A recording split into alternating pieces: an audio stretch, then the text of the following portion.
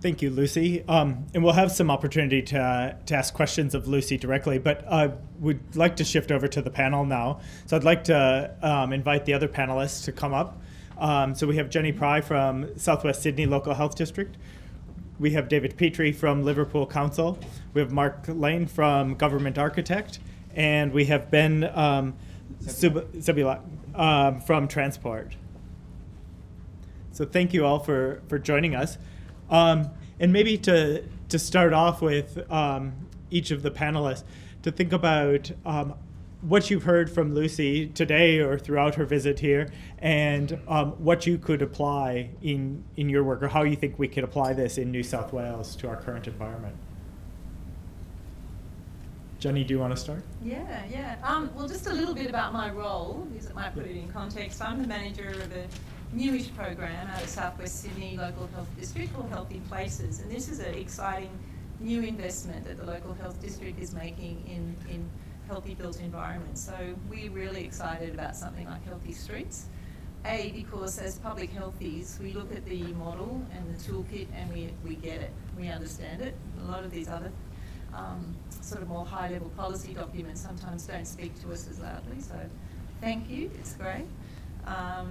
So we, at Southwest Sydney, we service 7 local council areas. So for us, a big emphasis is on forming close working relationships with our built environment practitioners, and we're really interested in working with those practitioners to do healthy placemaking and healthy streets approach. So yeah, we're in the early stages of brokering those relationships, and we're exploring models that encourage both the built environment practitioners and public health specialists to work together, co-funding positions and that sort of thing. So we're starting, but it's small. Yeah, I'm David Petrie from Liverpool City Council. So in my role, manager city design and public domain, I feel like you're talking my language. This is what I try and do every single day, and it's lovely to have you here talking to everyone, because it's going to make life easier. So in Liverpool, we're really trying to change the way people are using the streets, and that started from the CEO really coming down with the idea that we really need to start designing for people. We're not designing for the maintenance schedule or the assets register. It's about representing the community and making their lives better. And I feel like you could replace healthy streets with active streets, or so many other terms that in my background as a landscape architect we were trying to achieve, but it also means we have healthy, better places for people. So it's been really interesting. The role I've been in there is about 1.5 years old, and we've got a long list of projects we need to roll out. But everything the more people who talk this, the better it is for the communities that live in our cities, particularly in Western Sydney, which is hotter than the eastern suburbs of Sydney, has a history of being car dominated, and we actually did some surveys of the community, and when you asked what the things were annoying them, they were saying that it's traffic and parking are the 2 things that really annoy me about my daily trip into Liverpool. Then we sort of delved into it and actually changed the questioning about what they wanted, and everyone wanted the indicators you went through, like shady streets, better footpaths, cycle infrastructure. And it was what blew my mind was when we actually asked, oh, where are you travelling from when you're having troubles with parking and traffic? And most of the trips, over 60%, were only a few kilometres. So it really made us think that if you provide better streets for people, you'll have a better outcome for everyone, because you'll have less traffic and parking problems for those that do need to drive in from longer distances. So I could ramble on for a very long time, so I'll stop there and let someone else talk. But they're some of the things that certainly have come about from hearing you and what we're doing in Liverpool.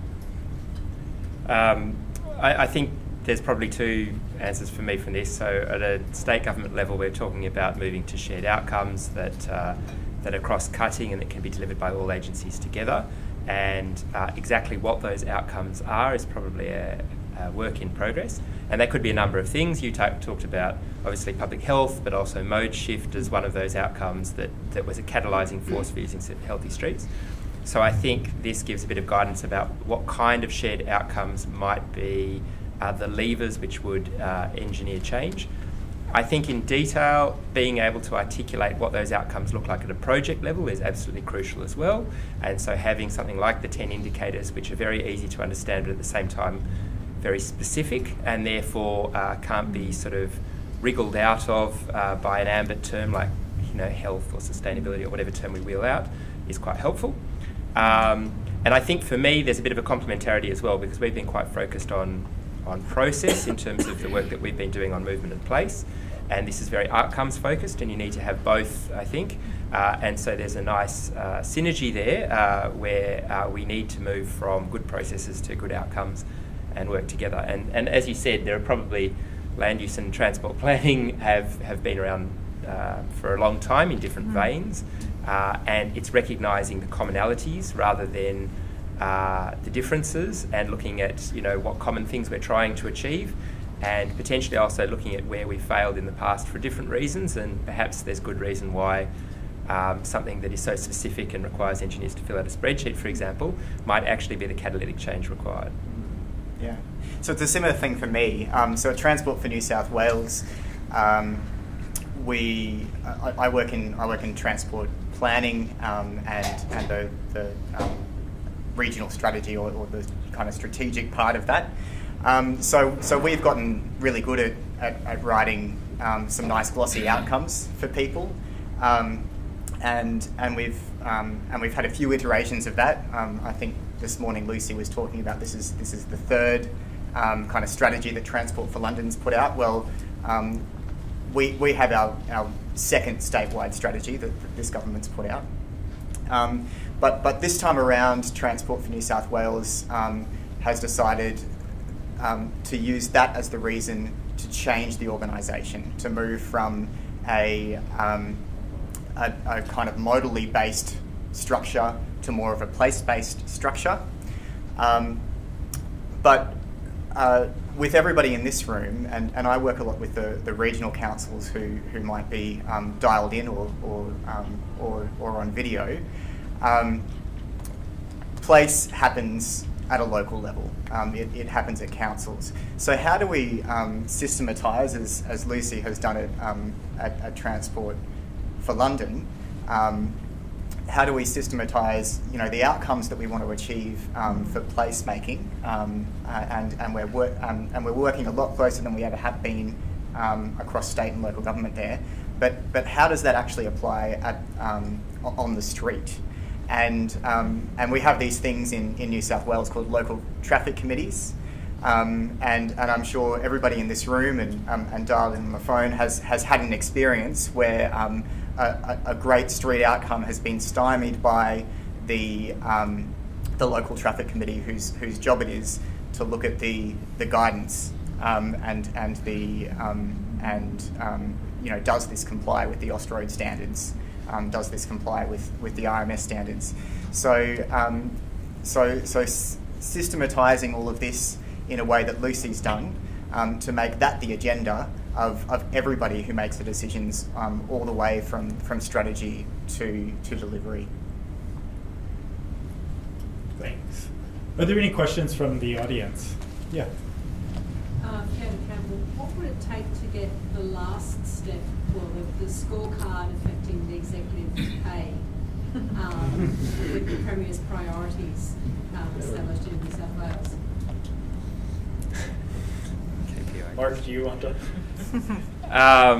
There's been a lot of discussion about linking KPIs to the shared outcomes, so I think as the clarity emerges around what a cross-government shared outcome is, which is quite a long process that Treasury is leading at the moment, then I can see that at that point KPI alignment would be the next step. To be frank, it's a conversation that has been had at a number of levels but is beyond most people's control. But I think there is that recognition that even at the basic level of a cycling person and a bus person who are theoretically pulling in the same direction, if you're having a conversation where you're competing for the same road space, one person's current KPI loses when the other's wins. So we don't yet have a system where even among friends we can report on a good outcome where someone's had to make a trade-off. and let alone obviously the sort of elephants in the room. So I think that's a recognised issue. But I think as well there's a danger in rushing in a way, because I've seen some draft KPIs, and it would be terrible to set a KPI that allowed people to avoid making difficult decisions or gave them a get out of jail free card. So in a way, sometimes maybe having a clearer focus before we set the KPIs, like we're going to back this kind of idea, might actually be the catalyst for the KPIs themselves being right. And I like the approach that Lucy outlined, that the 1 year plan changes each year with the executive, and it's agreed to up front by the executive. I think where we've tried this in the past, in our executive at Transport for New South Wales at least, we've just had such a huge shopping list of KPIs that our chief executives or secretary has been handed, that it's really difficult to make trade-offs between those, because there's no focus. So that's the risk as well. Can I add something on that? So that process of picking which things go on the scorecard it deserves a good amount of attention, because if you ask each of the team leaders to pick their own KPI, they're obviously going to pick something they find really easy to deliver in the first 3 months. They can put their feet up for the rest of the year. That's human nature. We're all going to choose to do that. And what it requires is some real soul searching in terms of what are the things that, if we're really honest with ourselves, are the issues that mean that we're not delivering what we said we'd do. Because most organisations have got a lovely high-level document that says all the right stuff, and then most of what we're doing is not that well aligned with it. So it's really looking at what are the reasons why that is happening, and I think it happens everywhere, and what are the things that we can realistically tackle within 1 year. So if it's not picking something that's easy that can be delivered in the first 3 months, the other thing people go for is a really long-term thing that loads of stakeholders have an influence over, so that if you don't hit it, you can go, well, it's not really our fault because the thing that we picked was, climate change, or something that you have very little control over and loads of other stakeholders have a role in. So you have to have someone who's really good at audit actually controlling that process of picking the KPIs and making sure that we're being honest and picking things that are challenging, but things that we can genuinely deliver. And then throughout the year, you have to have this ongoing discussion about, are we getting better? What needs to change? What systems do we need to change? So we had a very concentrated period over the first year of this scorecard to fix all the problems with the Healthy Streets Check governance, so that we actually started getting the scores to go up. It wasn't a matter of setting the KPI and then coming back at the end of the year and saying, have we done it? That was the beginning of a detailed piece of work throughout the year. And I guess part of our challenge here is that we're not only dealing with different parts of government, but then also different layers of government too. Between, we have several players at the state government level, but then we also have local government levels, and we have 140-something local governments or so across New South Wales.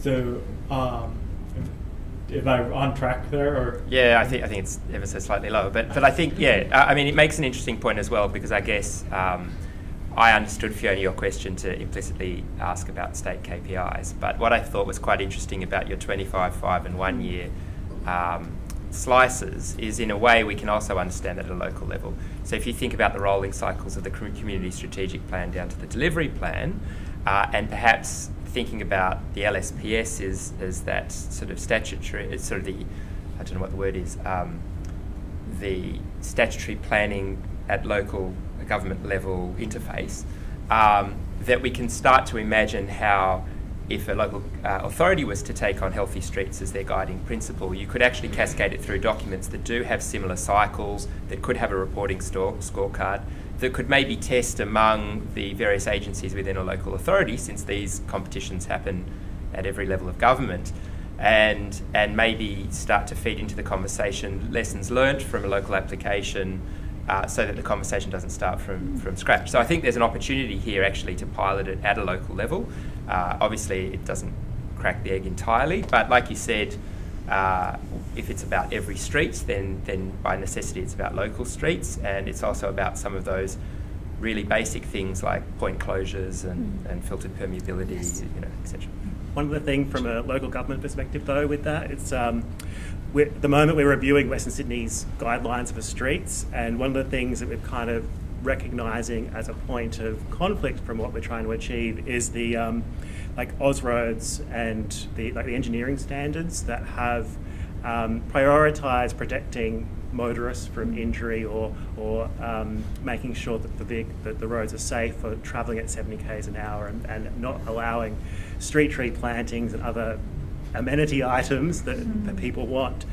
And making, I think, really need to make sure that is reviewed, and we get to start almost developing like health standards that are in the same language as the engineering standards, so that it's not just the KPIs of the executives, but it's actually the engineers on the ground when they're making the decision about what a street looks like from curb to curb, need to make these decisions based on not getting heart disease as well as a vehicle running off the road. Well, engineers refer to Ausroads as standards. They're always, remember, they're guidelines, so you can override. But there's a thing about risk. So at the end of the day, if you decide not to follow the Ausroads guidelines, then you're opening yourself, your organisation, to risk. None of the cities would, though, at all. We all have, like, none of our poles are non-frangible, or they're all non-frangible. So if a vehicle was hit them, the car would stop dead, as opposed to damaging or hurting pedestrians. Yeah, we'd overlook that based on risks. Yeah. To denser areas. Hey, can I ask a question? A lot of what you talked about is the impetus coming from health, but most of the implementation seems to come from agencies outside of health. How did you make that leap occur within transport? And I guess the other thing is we have a context where we don't have a unitary government. We have multiple levels of government, and the arms of government are not very well connected.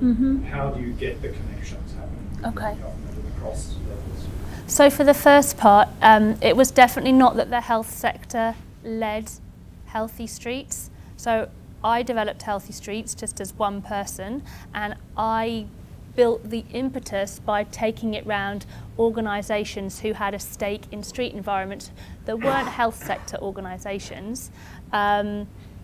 So this was advocates for clean air, advocates for safer roads, advocates for cycling, advocates for walking, advocates for children being able to get to school, whatever the different motivation was for the organisations, they could all look at their Healthy Streets indicators and see that this was delivering what it was that they wanted. So that is where the impetus came from. We don't have in the UK an equivalent of the Heart Foundation. I wish that we did. It would have made my life a lot easier. But the Heart Foundation is very, very different to what we had in the context that I was working in, and it would work very differently here. You probably would have more health sector involvement, but in the London example, it wasn't coming from the health sector. It was just a wide coalition of different community and advocacy organisations that could see that the agenda that they were pushing, whether it was greening the city or whatever, that what they wanted could be delivered through this framework, and that as individual small groups they would only have a certain amount of impact, and if all of them came together asking for the same thing, it was more likely that they would get what they wanted. And remind me what the second part of the question was. Here we have two levels. Oh yeah. Yeah, so I love this. So everywhere I go, people tell me that their governance system is more complicated than the one that I come from. And I promise you, we've all done an equally complicated job of trying to divide all this stuff up. So London has got a mayor. It's got 32 boroughs plus the City of London. Then we've got local neighbourhoods who also get to have a say. We have parish councils. We have all sorts of different things. What I described in the presentation was how the concept of Healthy Streets has played out in that context. That's just one way in which it happened, and that was a reflection on where the opportunities lay and where the restrictions were on what I could do. But Healthy Streets would happen differently in different places. The principles would remain the same, but how it gets delivered is down to the people. It's primarily down to individual people in their role as community members or as professionals, pushing for change and taking whatever opportunities there are in the structures and in the political cycle to push that agenda and make things happen differently. And your local health districts do have population and public health units filled with public health specialists and health promotion specialists who are just itching to work with built environment practitioners who have the remit to change their local streets and neighbourhoods. Because in health, I guess we know that 40% of the burden of disease is preventable, and a lot of that can be changed through the built environment. So it's not within our remit to change the shape of streets and the way that neighbourhoods are built, but it is within our colleagues in local and state government. So we need to find creative ways to get the professional groups to work more closely. And I really like the fact that as a public health specialist, Lucy, you sort of pushed yourself into transport and developed this model. At South West Sydney, we're exploring jointly funded positions. At the moment, we have 2. So we have an urban planner who works 4 days a week, for example, in Wallandelli Shire Council, and then he spends 1 day a week with us in population health. So it's that kind of opportunity to bridge the two worlds. We've also got one in Campbelltown Council that we're trying as well. So it's that idea of a practitioner who can bridge both the public health world and the world of local council and urban planning. And it's starting to work. We're starting to see sharing of knowledge, skills, and projects, opportunity to roll out these sort of projects on the ground. So. Thank you, Jenny, for sharing that, because I think that highlights a great initiative of the local health district and the local councils in your area to take that. Because one of the projects that Active Living New South Wales with the ministry and the local health districts did earlier this year was a survey of local health districts and local councils. And one of the things that we saw is that there's relationships between the local health districts and local councils, but oftentimes they may not be talking to the right people, or the relationships may not sit between the right groups of people within those two different bodies. And so we need to make sure that we're facilitating the right people talking about the right issues. And I think what you guys are doing is one way that can be done. Early days, but I think we're starting to get some traction between the two worlds. And silos and the way that funding and KPIs are structured, we've still got such a long way to go in how we develop joint ones. So Sarah or Jessie? Yeah, just coming back, I guess, to Ben's point about the traffic committees, and I think also, Mark made a point about councils have got their 10-year committed strategic plans that flow to their 4-year and 1-year plans, similarly to the sort of structure that you showed, Lizzie. I just wondered, is there a scope for traffic committees to be delivering on, say, those 10 indicators? Because at the moment that they are guided by the Australia's guidelines. Is there another way? Is there a way that we can sort of have them report on delivering those? Can I build on the question, which is there's a very strong focus on safety, which is like an acute version of a health issue, but there's no real focus in those forums on the long-term health issue. Yeah, so it's that same context in the UK. Obviously, we also have guidelines, and we have people saying, oh, I couldn't do that because I could get sued, even though no one's ever got sued. So the exact same context, and this well-meaning intention of making the street safe actually makes it less hospitable to walk and cycle in. So yeah, you will have the safest street ever if there's no one actually in it. It's a bit like, if anyone's ever worked in the service industry, the real nuisance when you work in the service industry is the customers, because everything works perfectly until they start turning up and messing it all up. And it's the same for streets. They're much safer and they're much better functioning if you don't have people actually using them in the way that people want to use them. So there's a big focus on road danger reduction in the Healthy Streets check, so that we tried to make sure that people could see there was that strong focus on safety, because there is a big commitment to that in the engineering community, but it was framed in terms of road danger reduction, which is quite different to a safety approach that is about making people safe in their cars travelling at high speed. So framing it around road danger reduction. And every one of the 31 metrics in that Healthy Streets check tool is compliant with the guidelines, in that you can get You can design to guideline and you will get the lowest possible score on that checklist, but you can see that the thing that you normally do, because it's what the guidelines say, is in there. But then you can also see that if you go above and beyond what the guidelines require you to do, you'll get a higher score. So it helps people to understand that the guidelines are meeting a minimum standard, but if you're willing to, and if you've got the support from above, which was an important part of it, then you can go above and beyond guidelines and deliver something that is healthier. I know with the Liverpool, we've actually, it sounds silly, we've actually changed the name from the Traffic Committee to, it's the Pedestrian Active Transport Committee or something along those lines. And so it's like actually just raising the awareness when it's talked about that it's not just traffic and cars, it's cycling and walking. And then I know we've done some restructuring internally where traffic engineers have been brought in to teams with landscape architects, urban design, even public artists. So they're actually in an environment that is quite different and having to work collaboratively and work with those people to actually have the outcomes in the street. Any public health specialists? Not yet, but I know we've been talking already, like with projects that that we're actually working on. So, like the conversation, it doesn't stop at council either. It goes out and working with your colleagues. So yeah, I think even just the name and the focus shift helps. So there's two things. One of them is the importance of respect. So even though we come from different professional backgrounds and different perspectives, respecting why it is that other professionals do things differently. So I think respect is a very important part at the beginning of that collaboration on doing things like developing that tool for the engineers. I respect why they do things the way they do them, and they respect my objective to improve public health, and then we work together.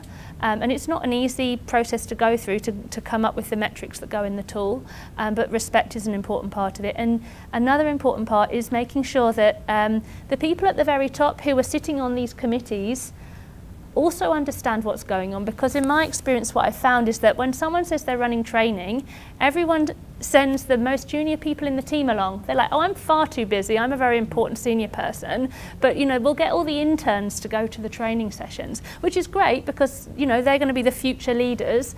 But if the people at the top don't understand everything that's changing, then they sit in those committees and they make decisions that are not aligned with policy and what is expected in terms of practice. So it's important that there is some concerted effort to work with the people who are making decisions in these kinds of committees so they understand why they need to be doing things differently as well.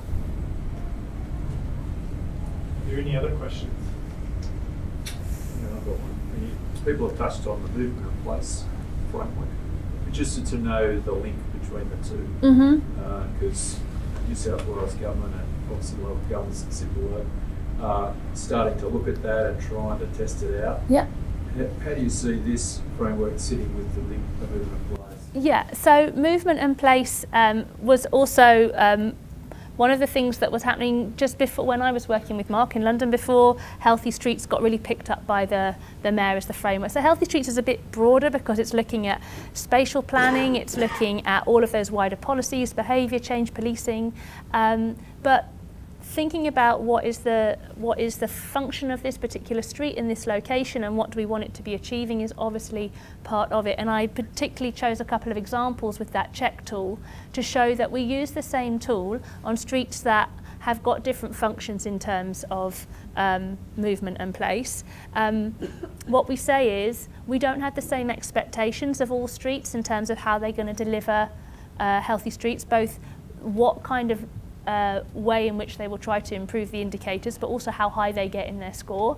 But we do have some basic standards which we will acknowledge if we're not meeting them. So if we did choose that a street was so important for the throughput of vehicles that we weren't going to eliminate those known road danger issues, that we weren't really going to increase the healthy street score, we're transparent about it and we have a conversation about why that is. But yeah, they very much can work together. So, you know, the next step or issue, I suppose, in your framework or key factors affecting the system, the transport system, was congestion. I presume from what you've just said there is that the movement in place identifies key functions on routes, including the level of their performance, and then you accepted all of that as a whole or a system, and then brought in these healthy streets to try and just sort of get the best out of the existing system with a few tweaks here and there? So the issue of congestion, there's two ways of trying to address it. One of them is to say we're going to address congestion by eliminating pinch points, widening roads, building new roads. We have found that that is a very short one goal, in that very quickly that space gets filled up and we have more congestion. So what we have now, which is very helpful in terms of leadership, is a mayor who says, we know that we can't build our way out of congestion. The only way we're going to address congestion is if we shift people out of cars for short journeys, and everything is focused on shifting people out of cars for short journeys. And when we're looking at the proposal for a change to a street, rather than our starting point being we have a certain level of traffic, how are we either going to maintain that level of traffic or create capacity for more, we start off by saying how much could we reduce the traffic on this street without too many negative impacts on surrounding streets, which is a fundamental shift for London from where it has been throughout its whole history, that we actually now have to start thinking, how could we reduce traffic capacity systematically? Doesn't matter where we're working, because you can't deliver mode shift if you're maintaining traffic capacity. And that's like, I read a statistic in, I think it was one of Auckland's planning documents, which was you can move 8,000 people by public and active transport, but it's like 1,600 by private vehicle use along one of the corridors. And I love that statistic when we're talking movement, that public and active transport will move more people than cars. And I think just on that, there is a discussion about movement efficiency, there's a discussion about CO2 output. There are some lovely graphs that various people are producing in other conferences that show why mode shift fits with a more efficient use of existing road space as one of the discussions that is happening. There's a separate discussion, I think, which is about understanding strategically what you're trying to do with the road, which is about whether or not the traffic that is on a given road should be on that road or shouldn't, and shouldn't could mean a whole lot of things, from it's a short trip that you could have made by another mode, through to there's a better route that you probably could be using but for the fact that we facilitated this journey. So we sometimes make strategic investments but then don't follow up with the other half. And we kind of need to step through and do a lot of things, I think, to get to that point. But I guess to answer your original question, I don't think that either Movement in Place or Healthy Streets in London ever came to a view that there was kind of a fixed input that needed to be accommodated. That is a New South Wales view. And so, for example, generally, tell me if I'm speaking out of school, but generally what happens is there's a funding pot that's identified, and I think even your original work started with the federal, the central government funding pot for devolved spending on health, and this was a bit of a land grab for that. So funding has always driven these projects, and it does so here. And so for Movement in Place in London, there was a funding pot that was identified that was very quickly aligned with the city hubs to fix the city hubs, which had previously been a safety program around casualties on those crossing. I can't remember exactly what the term was. And so it went from a sort of a safety lens on those most dangerous crossings to a movement and health lens, and that enabled them to deliver at that point in time greater cycling focus. And then, as I understand it now, there is a funding alignment, and you said it's sort of mandatory for all projects, so not even a threshold. And again, that alignment between having to do something and unlocking the gates to go through with that project is very powerful. And so we kind of can't, in my mind, divorce the idea that the implementation of these things is largely about getting people to think about something when they're making, in particular, an investment decision, but a decision. And the more that we can get them to think about the right kinds of things, as opposed to the get out of jail free card like a maintaining X, the more you then start to have other conversations that you might not otherwise be able to have, like, well, how could we move these people differently, or should they be there, or what do we actually want to get out of this particular place as a place?